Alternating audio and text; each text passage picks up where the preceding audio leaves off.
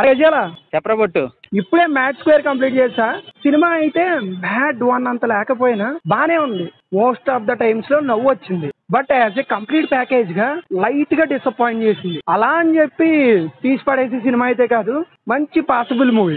ఏమావా writing లో తేడా ఉందా, ఎగ్జిక్యూషన్ లో తేడా ఉందా, పెర్ఫార్మెన్స్ లో తేడా ఉందా నువ్వు అలా అంటున్నావు? మామ రైటింగ్ లోనే తేడా ఉంది మామ, ఇంకా బాగా రాసుకోవచ్చు. బట్ వీక్ రైటింగ్ ని కూడా పర్ఫార్మెన్స్ తో లేపారని చెప్పుకోవాలి. ముఖ్యంగా సంగీత్ శోభన్ మరోసారి రెచ్చిపోయాడు.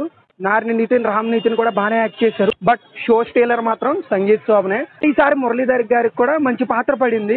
అండ్ లడ్డూ గురించి కూడా మాట్లాడుకోవాలి. కథ మొత్తం లడ్డూ చుట్టూనే తిరుగుతుంది. ఆ పాత్రలో విష్ణు అయితే 100% న్యాయం చేశాడు. సంగీత్ శోభన్ ఎంత బాగా చేశాడు, లడ్డూ కూడా అంతే బాగా చేశాడు. 100% న్యాయం చేశాడు. ఈ సినిమాలో బాయ్ క్యారెక్టర్ ఒక సర్ప్రైజ్.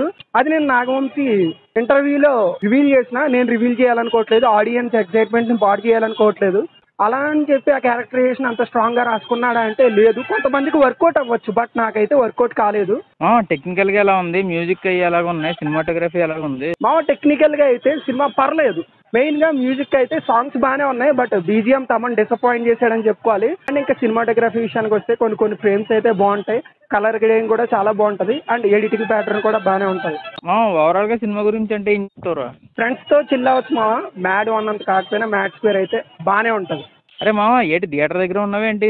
అక్కడక్కడ సౌండ్లు వినిపిస్తున్నాయి. అవును మామ, థియేటర్ దగ్గర నుంచే మాట్లాడుతున్నాను. తెలిసిందే కదా మన పద్ధతి.